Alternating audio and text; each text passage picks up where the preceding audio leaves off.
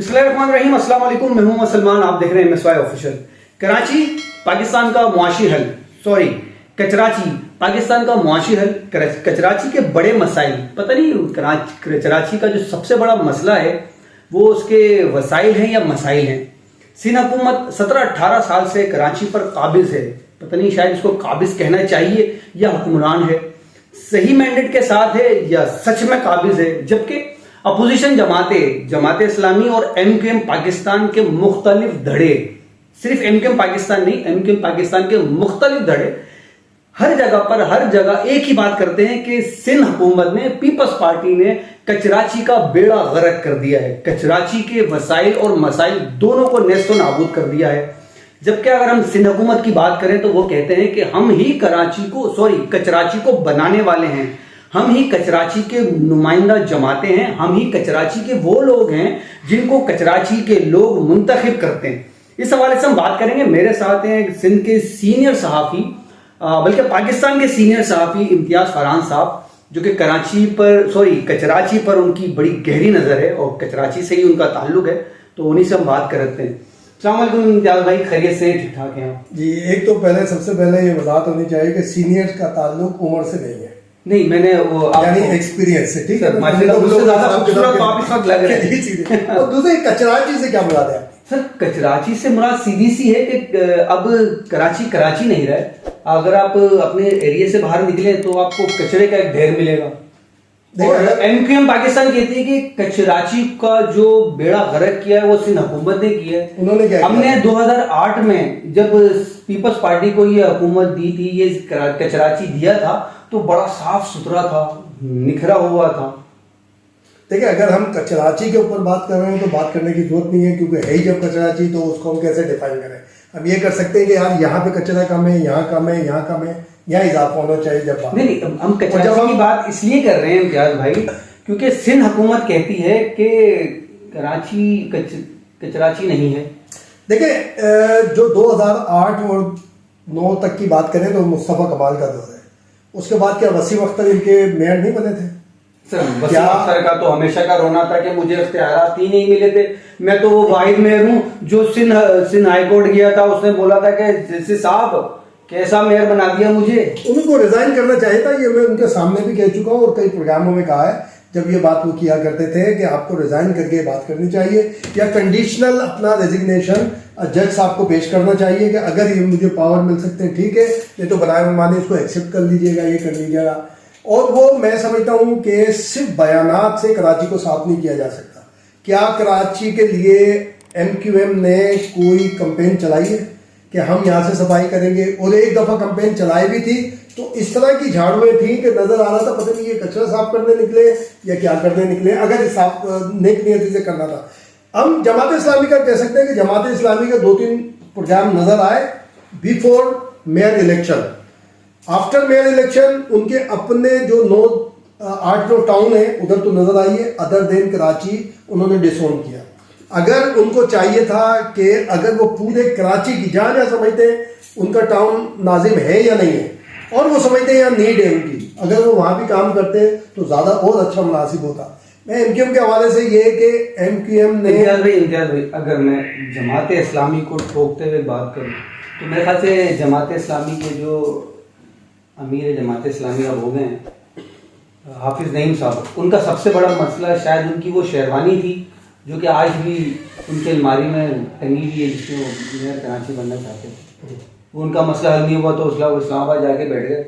अब वो कराची के ऊपर उस वक्त बोलते हैं जब, देखिए मैं आपको एक वाकया बताता हूँ। ये मेयर कराची के इलेक्शन से पहले का था, ठीक है। ऑन रिकॉर्ड मैंने कभी इस पर गुफ्तगू नहीं की है। हाफिज नईम रहमान साहब कराची के अमीर थे। उन्होंने कराची के ब्यूरो चीफ साहिबान को बुलवाया, जिसमें काफ़ी सारे थे, 18-20 थे। एश खानजादा में फ़हीम सिद्दीकी, यानी सारे उसमें तकरीबन हम थे। तो वहाँ पर ऐसे ही गुफ्तगू का आगाज़ हुआ, डिस्कस हो रहा था। उस वक्त PTI इतने अताब में नहीं गई थी, ठीक है, अताब में नहीं, यानी इस तरह के जो होता है नहीं गई थी।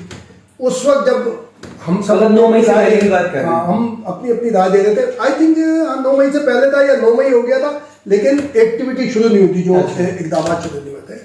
तो जब मेरी बारी आई तो मैंने हाफिज साहब से एक बात की, मैंने कहा हाफिज साहब ये मेयर बनने का बहुत आसान तरीका है मेरे नज़रिए, कि आप सिराजुल हक साहब से कहें वो आसिफ जरदारी साहब को टेलीफोन करें और बोलें कि मैं आपसे मिलना चाहता हूँ। सही।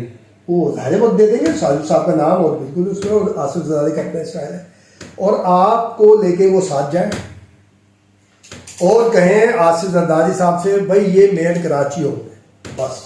मैंने कहा मैं आपको 100% यकीन दिलाता हूँ वो बोलेंगे डन। उन्होंने ये क्या बात कर रहे हैं आप। मैंने कहा अब दूसरी एक बात है, जैसे आपको एक डिप्टी मेयर की भी बात आ रही है कि आप डिप्टी मेयर बन जाए, तो मैंने कहा अगर डिप्टी मेयर का मामला था बन जाए आप इनके साथ। कहेंगे ये क्या बात हुई। मैंने कहा इसलिए कि ये डेवलपमेंट का काम करने जाएंगे अपनी साख बनाने के लिए, सियासी साख बनाने के लिए, तो उसमें जितने भी डेवलपमेंट के काम होंगे कराची में उसका क्रेडिट 100% सिर्फ आपको जाएगा। क्या देखो इन्होंने एक ऐसी कंपेन चलाई थी, अब डिप्टी मेयर ने देखो काम हो रहा है सारी नहीं। वैसे डेवलपमेंट में अगर बात की जाए तो मुस्तफा कमाल साहब ने अपने दौरे इक़्तिदार में निजामत उस पहले बात कर लेंगे, वो भी फॉलो पे नेमतुल्लाह साहब का। बिल्कुल एग्जैक्टली दैट्स द पॉइंट। वो भी नेमतुल्लाह साहब का फॉलो पे है। नेमतुल्लाह साहब ने लेकिन उसका क्रेडिट मुस्तफा कमाल साहब ले जाते वो सही है, लेना चाहिए, क्योंकि तकमील की ना उन्होंने, जो एक चीज थी ऑनगोइंग थे उन्होंने आगे बढ़ाया, एक दो चीजें उनकी शामिल हुई, नाजमाबाद का अंडरपास और एक दो चीजें उनकी शामिल हो गई, उसमें कोई हट नहीं है, क्योंकि जब कोई दूसरी आती है जिसके दौर में तकमील होती है वो होता है, तो वो कहेंगे नहीं ये कैसी आप बात कर रहे हैं। उस वक्त तक पीटीआई से मामला बेहतर चल रहे थे, ठीक है। अली जैदी हमारा यार है, दोस्त है बहुत पुराना, लेकिन मैंने कभी उससे इस मौजू पे गुफ्तगू नहीं की थी, क्योंकि हमारे दरमियान इमरान इस्माइल, अली जैदी, हम सब जो है ये होता है कि जब बात की जाएगी तो हम पॉलिटिकल गुफ्तगू करेंगे, अदरवाइज हम आपस की दोस्ती वाली बातें करते हैं। मैंने कहा मेरा इंप्रेशन ये है कि भले कुछ हो गया, अली जैदी ने कुछ भी किया, लेकिन वो आप लोगों को सपोर्ट नहीं करेंगे। ये कैसे कहा आपने। मैंने कहा मैंने इसलिए कहा कि अली जैदी का एक स्टेटमेंट सामने आया है कि जब तक सिराजुल हक हमारे चेयरमैन से माफ़ी नहीं मांगेंगे, क्योंकि कोई हॉट टॉप कोई हो गई थी, उस वक्त तक हम नहीं बात करेंगे। इसका मतलब है उन्होंने एक जवाब पैदा कर दिया है बैक होने का, नहीं आएंगे उसका पीटीआई। हाँ पीटीआई जवाब पे वो आपके साथ नहीं होंगे। उस वक्त तक ये नहीं था कि जी पीपल्स पार्टी खेल चुकी है, ये हो गया, सारी चीजें हो गई। उसमें उन्हें थोड़ा सा एक नाराजगी कि यार आपसे हमारे 20-22 साल के अच्छे ताल्लुक, आप कैसी गुफ्तगू कर रहे हैं। मैंने कहा मैं अपना एक्सपीरियंस शेयर कर रहा हूँ, गुफ्तगू चूंकि आपने आज इसलिए बुलाया कि जो एटमॉस्फेयर नजर आ रहा है, एक तो साथ चले जाए सीधे बोले ना ये मेयर कराची होंगे 100% हो जाएंगे, क्योंकि कैंडिडेट होंगे, नहीं तो डिप्टी मेयर पे जाएंगे तो डेवलपमेंट का जो भी काम होगा आपके पास होगा, सारी चीजें होंगी, ये होगी। तो ये मैंने उनको उस वक्त कहा था, लेकिन फिर बाद में जाने के उनके माशाल्लाह अमीर बन गए, आगे चले गए। जब यहाँ पे सूरत हाल आई, पीटीआई के लोग पीपल्स पार्टी के साथ थे, अच्छा साथ की सूरत में थे, साइलेंट पोजीशन में सूरत में थे। बहुत सारी चीजें हैं इसमें, लीगल लेकुनाज भी हैं मेयर के इलेक्शन में, और अगर उसको कोई नहीं उठाया किसी ने तो उसके जिम्मेदार एमक्यूएम भी है। भले फील्ड से बाहर थे आप, आपको चेयर में तो दे देते ना, भले आपने नहीं था, आपको उठाना चाहिए था। खुद जमात इस्लामी ने लीगल मामला को नहीं उठाया, बहुत सारी चीजें उसमें आई। पीटीआई की जो अक्सरियत है, बल्कि सारे के सारे एक तरह से सपोर्टिव हैं, उधर ही बैठे हुए हैं, सारे टाउन नाजिम हो या जो भी हो। एमक्यूएम की बात करते हैं सबसे पहले कराची कचरे की बात कर ले ना, जब आप कचराची बोल रहे थे उसके सब जिम्मेदार है। सर कचराची का नहीं, अभी तो सर पीपल्स पार्टी नो सब जिम्मेदार। अपोजिशन कह रही है कि पीपल्स पार्टी ने काम ही नहीं किया कराची के लिए, एक शारा भुट्टो बना दी उन्होंने। चले शारा भुट्टो तो हॉस्पिटल निकलने और मेडिकल के मामला वली का हॉस्पिटल में इतना बड़ा हादसा हो गया सर, HIV। चले मैं भी इसके ऊपर एक मुतनाज़ा गुफ्तगू करता हूँ। मैं नहीं, अच्छा मुझे बताएं, मैं आपको बहुत बड़ी, मैं वली का अस्पताल के HIV स्कैंडल को सच्चा समझते नहीं। अच्छा जी, जिस अंदाज में ये स्कैंडल आया है और उसके बाद जो हुआ है, तो it means behind the scene कुछ ना कुछ है। अच्छा चलिए सही, हम इस स्कैंडल को 1 मिनट के लिए एक साइड पे रख दें, क्योंकि ये स्कैंडल है, ये प्रोपेगेंडा है, ये मानते हुए बाद हमने उसको एक साइड पे रख दिया। लेकिन सर जो फैमिली, जो बच्चे उसका शिकार हुए, सर उसकी जिम्मेदारी किसका शिकार हुआ? HIV का। देखिए सामने आने चाहिए ना। मैं और आप तो 1-2 इंटरव्यू कर चुके हैं ना, उसके बाद उस फैमिली को ढूंढे। मैं एक सोसाइटी का मेंबर रहा हूँ सर, जब आज से 20-22 साल सामने तो आई ना एक आदमी, अब लाए ना बच्चे, अब लाए ना सबसे बड़ा बच्चा 12 साल का है, सबसे छोटा बच्चा सर 7 साल का है। हाँ। HIV है है सर। सिंध हुकूमत कहाँ है? देखिए, मैं आपसे पहले तो सूबाई वजीर सेहत कहाँ है? उनका कोई एक स्टेटमेंट। अच्छा चलिए छोड़ें, मैं आ रहा था MQM के ऊपर, अब मैं मजबूरन मुझे आना ही पड़ेगा। सूबाई वजीर सेहत खामोश हैं। उनको बोलने की बजाय, उनकी स्टेटमेंट की बजाय, उनको ग्राउंड पे पहुंचने की बजाय एक सीनियर वजीर सईद गनी साहब, जिनका इस इदारे से, सेहत से कोई ताल्लुक नहीं है, वो वहां पहुंचे। आपको नहीं लगता कि सईद गनी की जगह पे वहां पे सूबाई वजीर सेहत को होना चाहिए था? चले सही, सूबाई वजीर सेहत किसी निजी मसरूफियत की वजह से, किसी पार्टी पोजीशन, किसी काम की वजह से मसरूफ थे।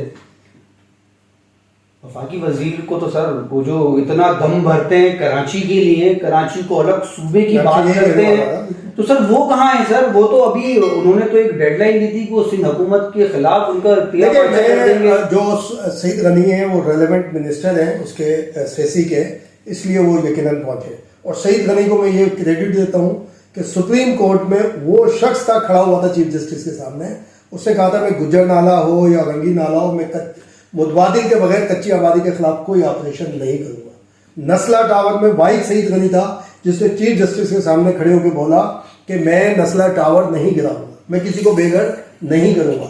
उसके बाद सुप्रीम कोर्ट ने कमिश्नर को अहकामात दिए और कहा कि बम मार दो इसमें, लेकिन मुझे उस तारीख तक वो चाहिए। इसलिए ये सारी रिकॉर्ड की चीजें हैं।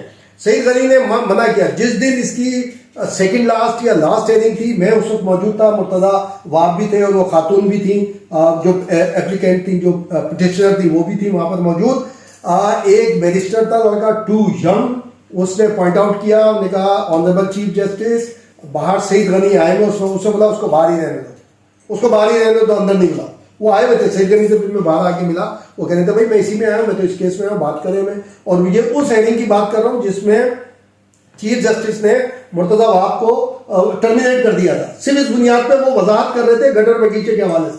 बोले तुम बोलते हो, लिखो आर्डर लिखो, इसको डिसमिस। टिकट चलने लगे कि मेयर कराची को फारिग कर दिया गया, सारी चीजें। जब ये वक्फा आया, वक्फे के बाद जब वो शायद टी ब्रेक था, उसके बाद जब हुए तो वो खातून जो पिटिशनर थी उन्होंने भी रिक्वेस्ट की और दोनों खुद उसने नहीं, ये बहुत हिस्ट्री है, इसी से खराबियां पैदा हुई कराची में। मैं कहता हूँ कराची की, मैं बिल्कुल वसूख से कह रहा हूँ आपसे, कराची की इस वक्त जो सारी सूरत है उसके जिम्मेदार चीफ जस्टिस गुलजार साहब है, साबिक चीफ जस्टिस, उसके गुलजार साकिब निसार साहब है, उससे पहले जो है इफ्तिखार चौधरी साहब। साकिब निसार साहब की क्या बात कर रहे हैं सर? तो पाकिस्तान का इतना बड़ा डैम बने, इतना भाई डैम करने वाला, हम कह रहे हैं उन्होंने डैम फुल बनाया। कहाँ है डैम के पैसे? भाई डैम के पैसे कहीं भी हो, हमने उससे नहीं बात करें। उसकी वजह है कि सो मोटो कराची एक अरसे तक, तवील अरसे तक चला। इफ्तिखार चौधरी साहब का और फिर नेमतुल्लाह खान साहब की एक अपील थी कराची के हवाले से, वो इतनी लंबी चली गई, अभी 1 महीने पहले डिस्पोज किया गया इसको। और जो कि हमारी कॉन्स्टिट्यूशनल, लोग बोलते हैं ना कॉन्स्टिट्यूशनल कोर्ट गलत बनी, इसलिए बनी, बिल्कुल सही, वो राइट डायरेक्शन में गई। कॉन्स्टिट्यूशन कहता क्या है, मेरी क्या पावर है? अगर मैं चीफ जस्टिस हूँ या जस्टिस हूँ या प्राइम मिनिस्टर हूँ या प्रेसिडेंट ऑफ पाकिस्तान हूँ, मेरी बाउंड्रीज है। ऐसा नहीं है कि मैं मादक बिदर आजाद हूँ। वहां तो जो समझ में आया फैसला होता। मुर्तजा वाब गए, 15 मिनट बाद फिर बहाल हो गए। ये कैसे बहाल हो गए भाई, क्यों हो गए बहाल, कैसे हो गए? तो कराची में जितने इशूज हैं, कराची में 2007 मेरे ख्याल है कि 15-16 साल तक सो मोटो चला है, 14-15 साल। सर हम पॉइंट हट गए नहीं, सही है ये। हम सिर्फ सियासतदानों को यहाँ से पकड़ लेते हैं, ब्यूरोक्रेट को क्यों नहीं पकड़ते हम? म्यूनिसिपल कमिश्नर का पता है ना कि किसने, क्या म्यूनिसिपल कमिश्नर की जिम्मेदारी नहीं है? उसके जो लिखा हुआ है एक्ट के अंदर के एमसी की क्या जिम्मेदारी होगी? एक हमारे म्यूनिसिपल कमिश्नर को कौन पकड़ेगा सर? मुझे पकड़ना चाहिए, मैं सिर्फ मेयर को नहीं, वैसे थ्रू प्रॉपर चैनल जाए तो कौन पकड़ेगा? Mayor Karachi, chief secretary. Mayor Karachi के काबू में नहीं आ रहा तो चीफ सेक्रेटरी पकड़ेगा। मेयर कराची के काबू में क्यों नहीं आता? नहीं आते, बात वही आ गई। नहीं आते भाई। मैं इसलिए कह रहा हूं, मैं कभी सियासतदानों को इस तरह मलाइन नहीं करता कि हर चीज उन पर डाल देते। भाई जो सेक्रेटरी है, अगर एक कॉमा लगा दे, एक डेश लगा दे, पॉइंट लगा दे ना, आपकी सारी फाइल कैसी की तैसी हो गई। सारे उसके पास आपके आइन के मुताबिक उसी के थ्रू फॉलो, उसी के थ्रू इंप्लीमेंट होना है। मैं आपको जो सो मोटो बता रहा हूं ना, ये बात हमें करनी चाहिए बार बार। इतना लंबा कराची सो मोटो चला, ग्राउंड +4, ग्राउंड +6, सारी बिल्डिंग कंट्रोल की वायलेशन, तो कचरे की वायलेशन, सारी की सारी वायलेशन चली। तो क्या किया फिर? अच्छा, सारी बातों को एक तरफ रखें 1 सेकंड के लिए, और आप मुझे टू दी पॉइंट बताएं, इस वक्त कराची के जो हालात हैं, और 18 साल से पीपल्स पार्टी की हुकूमत मौजूद है, कराची के हालात ये ग्राउंड पे जो मामला जो आवाम फेस कर रही है, टूटी हुई सड़कें, पानी नहीं है। देखिए, पॉपुलर डिबेट ये है कि मैं अभी पीपल्स पार्टी को बुरा भला कहना शुरू कर दूं। नहीं, मैं ये नहीं कह रहा। नहीं, सुने ना, मैं बुराई नहीं कर रहा, मैं ये नहीं कह रहा पीपल्स पार्टी की बुराई कर रही है। मैं खुद कह रहा हूं कि पॉपुलर गुफ्तगू ये है, जबकि जो दूसरे बैठे हुए हैं, चाहे पीपल्स पार्टी एमकेएम हो, चाहे जमात सर, मैं इस्लामी एमकेएम हो, की तो बात ही नहीं कर रहा। करनी पड़ेगी ना, क्यों नहीं? सिर्फ पीपल्स पार्टी क्यों नहीं बना? मैं एमकेएम की बात इसलिए नहीं कर रहा क्योंकि ना वो 3 में ना 13 में वो तो है, वो तो अपने चक्करों से नहीं सूबाई असेंबली के 25-26 मेंबरान हैं, वफाक में मिनिस्टर हैं, 2 मिनिस्टर हैं, कहां गया ये? इसमें बोलते हैं कराची वफाक को दे दो, पहले वफाक ने क्या दे दिया कराची को? नहीं सर, तो 2 मिनिस्टर भी हैं, तो वो वफाक से कौन सा मंसूबा लेकर आए कराची के लिए? मैं आपसे ये कह रहा हूं ना कि भाई वफाक को कराची वफाक को बात ही नहीं कर रहे, करनी चाहिए। उनकी बात में इसलिए भी नहीं कर रहा सर, क्योंकि एक तो वो आपसी झगड़ों से नहीं निकल रहे ना। मुस्तफा कमाल साहब झगड़ों में हमें पढ़ना नहीं चाहिए। नहीं, क्यों नहीं पढ़ना चाहिए सर? वो कराची के नाम पे तो झगड़ा कर रहे हैं। नहीं, कोई नहीं कर रहा। पीपल्स पार्टी को तो वो यही कह रहे हैं कि पीपल्स पार्टी ने 17-18 साल में कराची का बेड़ा गर्क कर दिया। हमने जो 2008 में पीपल्स पार्टी को कराची दिया था, उसकी बदतरीन हालत कर दी इन्होंने। उसके बाद वसीम अख्तर आए थे ना, मैं तो बोल रहा हूँ ना, नहीं, वो तो कह रहे वसीम अख्तर तो वो क्या कहते हैं, इख्तियारात से महरूम मेयर थे भाई, इख्तियारात से पीपल्स पार्टी ने जमीन मेयर बनाया हुआ था। मैं इस बारे में जब प्रोग्राम होते थे, वो तो 28वीं तरमीम को भी पूरा भला कहते हैं, भले कहते थे, उसमें क्या था? बात ये उस वक्त भी कहते थे कि जितना बजट असेंबली में पेश किया जाता था, ये बल्दिया काउंसिल में मंजूर हो जाता था, कचरा उठाने के लिए आपको 100 रुपए की जरूरत थी और 80 रुपए रखे तो आपकी गलती है, आप 120 रुपए रखने चाहिए थे। तो यही तो कह रहे हैं कि मुझे नहीं दिया भाई, बजट तो मंजूर होता था नहीं होता था, तो कहते मिलता ही नहीं था, सब मिलता था। एक दफा का, मैं आपके प्रोग्राम में कह रहा हूँ, एक दफा का वो साबित कर दे उनको पैसे नहीं मिले। उन्होंने अभी अपने रिसेंटली उनकी प्रेस कॉन्फ्रेंस नहीं देखी भाई, वो कई पॉडकास्ट किए उन्होंने, और उसमें हर जगह उन्होंने कहा है कि मैं तो वो वाहिद मेयर था जो सुप्रीम कोर्ट गया। मैंने तो जज साहब हैरान होते थे कि यार आप कैसे कर रहे हैं। चलो फिर हम सुप्रीम कोर्ट को, मैं तो पहले कह रहा हूँ आपसे कि सुप्रीम कोर्ट से क्या कुछ चाहिए कि भाई इतना लंबा 100 मोटो हुआ, उसमें क्या हुआ कराची के अंदर? कराची का कौन सा मसला हल हो गया? कौन सी ये बताया पीपल्स पार्टी ने कराची के अवामी मसले हल करें? काफी सारे हल किए, बहुत सारे हल किए, काफी सारे। अब पीपल्स पार्टी को साइड में कर नहीं, उसमें बहस होनी चाहिए, वरना लोग एक बात आ जाते हैं पीपल्स पार्टी को सपोर्ट फला, नहीं, खुल के गुफ्तगू होनी चाहिए। देखिए, शाहराह भुट्टो के अलावा कोई 2 शाहराएं मुझे बता दें। शाहराह फैसल बनी, दोबारा बनी, इसी पीपल्स पार्टी के दौर में बनी। शाहराह कायदीन बनी, यूनिवर्सिटी रोड, ये शहीद मिल्लत यूनिवर्सिटी रोड का बताया, बिल्कुल बीआरटी जो बन रही है, वहां का जो ठेकेदार था उसका रिकॉर्ड है, वो सुप्रीम कोर्ट गया है, वो उसने वहां पे जाके बताया कि सिंध हुकूमत के नुमाइंदे मुझसे कहते हैं कि तुम ये काम नहीं करना, इसके ऊपर इसको स्टे ले लो, उसके ऊपर पैसे बढ़ेंगे फिर काम करना। उसने मुराद अली शाह, सीएम वजीर आला सिंध मुराद अली शाह साहब ने भी एक्शन लिया था, लेकिन उसके बाद वो कहां गया? उसने हुकूमत के हवाले से बात नहीं की थी, ठेकेदार ने के हवाले से बात उसने दूसरे लोगों के मुतालिकीन के हवाले से की थी। अभी 1-2 ब्यूरोक्रेट पकड़े भी गए, उसके अंदर गए। एक यूनिवर्सिटी, देखिए यूनिवर्सिटी रोड जो है ना, वो उनके ऊपर सबसे बड़ा टीका है। अवाम परेशान है, अवाम परेशान है, सब कुछ है, लेकिन अवाम बेहिस भी है। ऐसे क्यों रुकी हुई है? बेहिस भी अवाम, सर अवाम को तो बेहिस बना दिया है। नहीं, कोई नहीं बनाया, नहीं कोई नहीं बनाया यार, कोई नहीं। इतनी यूनिवर्सिटी है वहाँ, प्राइवेट यूनिवर्सिटी है, सर रोड है, सर रोने से बात कर रहा हूँ, सफर है ना, लोग आमदोरफ्त का मामला है, जो मुझे सुनेगा वो मुझे मलाइन करेगा। मैं कहता हूँ भले करें मलाइन, अगर नहीं उठते तो भाई आप भले कुछ भी करें, बेइज्जती करेंगे, सिर्फ बैठ के घर में बैठ के। बात के अंडरपास के बारे में क्या राय आपकी? आपने बात क्या अंडरपास बिला जवाब बनाए, बिल्कुल उसकी कोई जरूरत नहीं थी। ये मैं आपको एक और बात बताऊं, ये जब नाजमाबाद का अंडरपास बन रहा था, जब भी उस वक्त के जो जिम्मेदारान थे मुस्तफा कमाल साहब के लोगों को, उस वक्त भी हमने कहा था अंडरपास नहीं बनाए, ठीक है?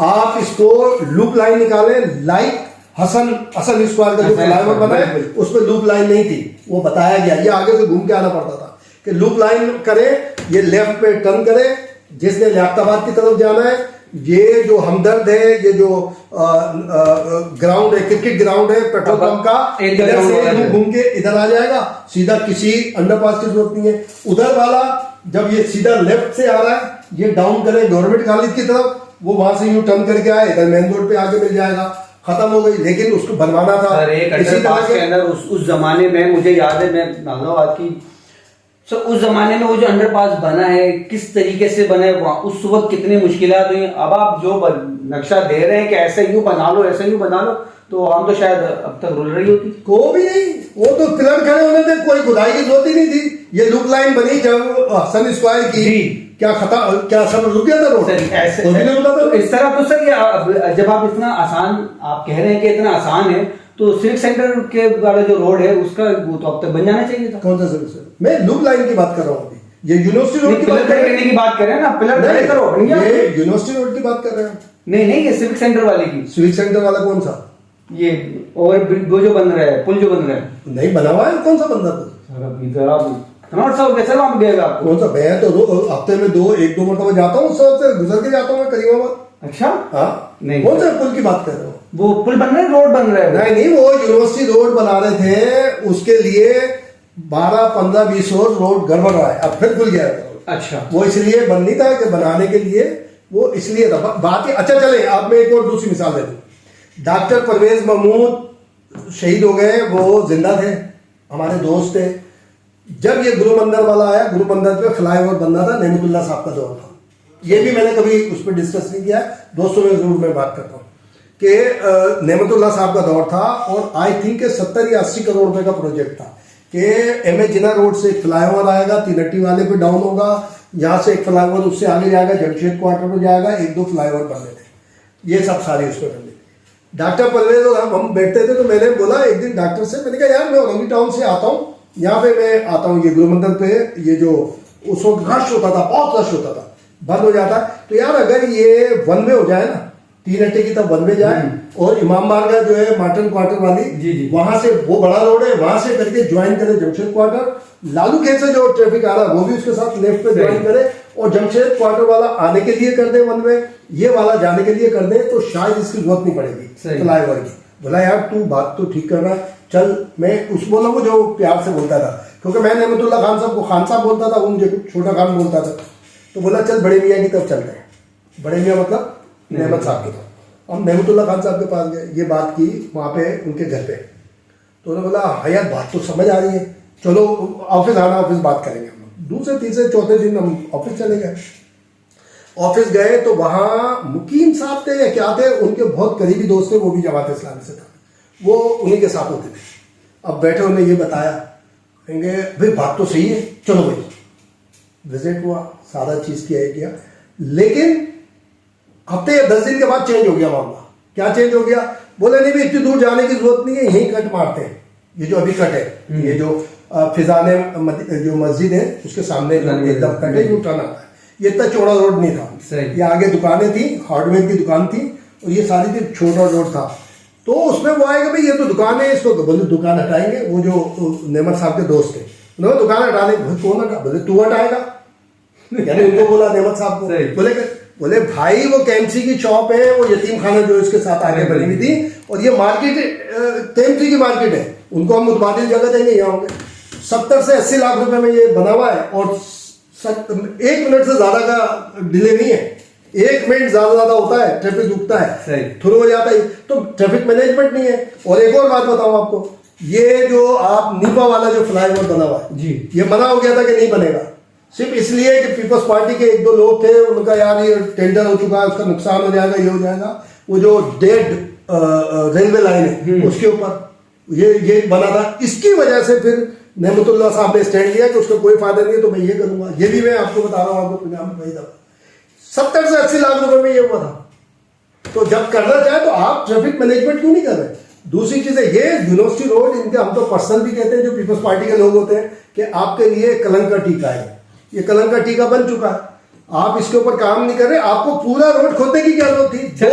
2-3 किलोमीटर। पीपल्स पार्टी की बात हो गई, अब बात करते हैं कुछ एमक्यूएम की। एमक्यूएम का क्या मुस्तकबिल देख रहे हैं? देखिए, मुस्तकबिल हमें देखना ही नहीं चाहिए, वो अपना मुस्तकबिल खुद देखे। अपना उन्हें मुस्तकबिल खुद देखना चाहिए कि आया वो कुछ कर सकते हैं या नहीं कर सकते, वो ट्रस्ट लूज कर चुके हैं, ट्रस्ट नहीं है उनके ऊपर किसी को। अवाम मैं माइनस हो समझता चुके हैं, हूं। अवाम की मैं समझता हूं। अवाम ने माइनस कर दिया उन्हें। माइनस किया हो या ना किया हो, ट्रस्ट नहीं है उनके ऊपर, क्योंकि अभी तक देखिए पीटीआई के ऊपर ट्रस्ट किया था उन्होंने, पीटीआई ने भी एमकेएम से ज्यादा उन्हें धोखा दिया, पीटीआई ने एमकेएम से ज्यादा उनके लिए उनका दिल चटनी की, सारी चीजें की, सारे मामला हुए, वो गए थे। अब वो सोचते हैं जाए ना जाए, कुछ हो या ना हो। मैं समझता हूँ कि एमकेएम अपना ट्रस्ट लूज कर चुकी है। अब वो बनाती कैसे है, क्या मामला होते हैं, कैसे जाते हैं, क्या चीजें आगे बढ़ती हैं। एमकेएम में खालिद मकबूल सिद्दीकी ग्रुप ज्यादा स्ट्रॉन्ग है या मुस्तफा? मैंने कभी उस तरफ तवज्जो ही नहीं देता मैं उस तरफ। मैं पहले दिन से जब माशाल्लाह बड़े पीक पे थे लोग, जब भी मैं कभी उसमें नहीं तवज्जो दी और ना मैं इस डिबेट में पढ़ा। जबकि मैं जब सिंधी अखबार में होता था तो मैं बाकायदा कवर करता था जाकर, इबरत अखबार में मैं होता था, तो नया नया आया था जर्नलिज्म में, ये मीडिया में, और मैं उसको कवर करता था। उस वक्त भी हमें कोई वो ही नहीं था, मैं कोई इंटरेस्ट नहीं है उस वक्त भी। वैसे फिर भी एक आपका जो माशाल्लाह साफी है, बात तो होती होगी प्रेस क्लब में भी या दूसरे साफी हजरात में, एमक्यूएम का मुस्तकबिल आपको उस सेंस में क्या लग रहा है कि कराची अगर ये वोट मांगने जाते हैं, जिस तरीके से अभी इन्होंने एक एहतजाज की कॉल दी, मुस्तफा कमाल ने बड़ी लंबी चौड़ी प्रेस कॉन्फ्रेंस की, मीडिया से गुफ्तगू की, उस पर उन्होंने बड़ा कहा कि हम जो है ना विफाक से वो सिंध को अलग करवाएंगे और 28वीं तरमीम और हमारी गलती दिमकाना थी। उन्होंने कहा कि हम एहतजाज करेंगे सिंध हुकूमत के खिलाफ और कराची सूबा बना के रहेंगे।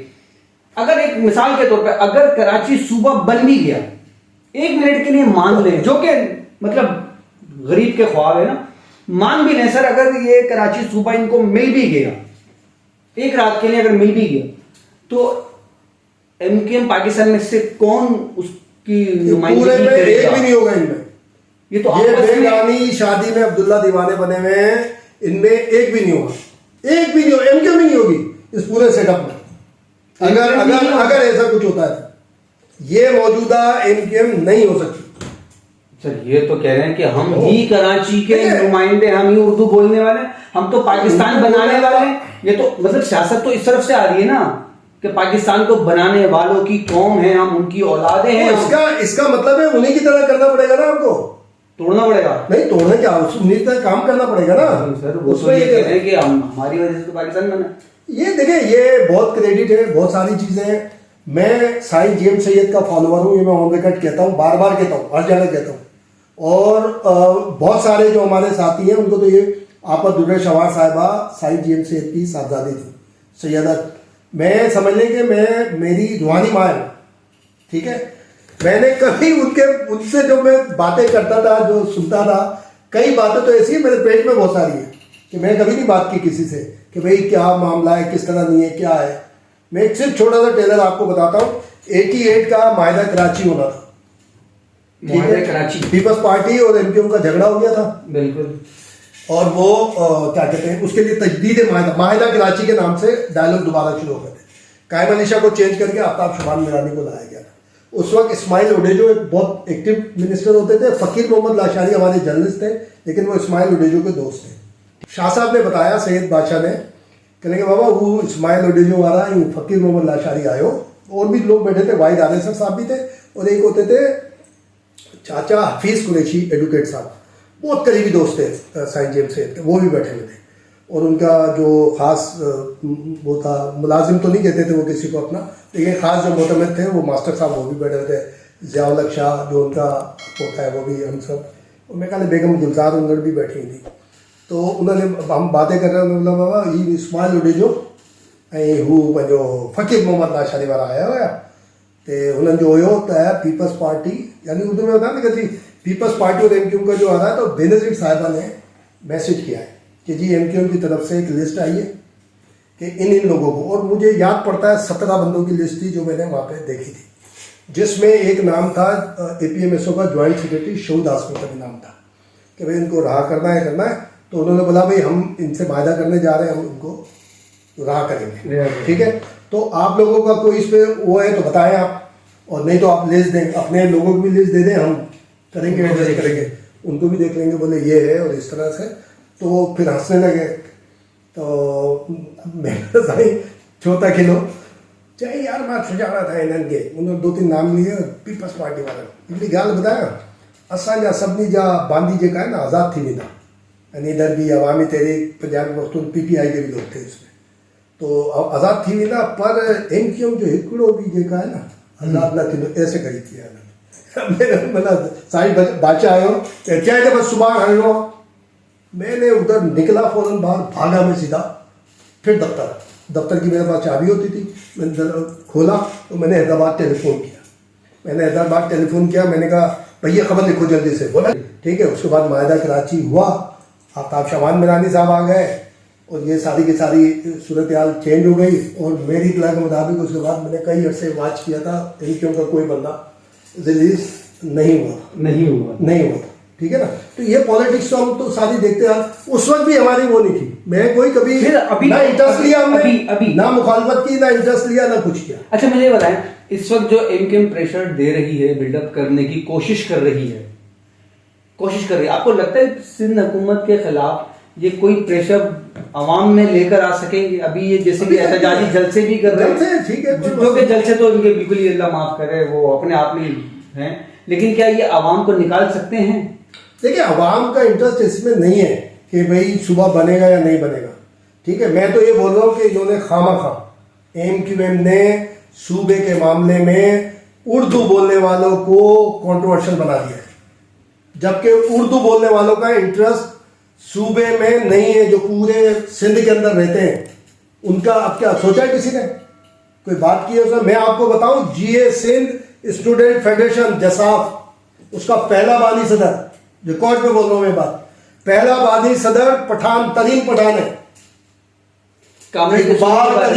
इकबाल तरीन, ठीक है। लेकिन क्या है, शिकारपुर, हमारी बेस भी शिकारपुर है, वहां पे सारे रहते हैं, हमारे नाम के साथ पठान लिखा होता है, हमारे नाम। कभी किसी ने बोला है कोई सिंध? देखिए नस्ल एक अलग चीज है, कौम अलग चीज है।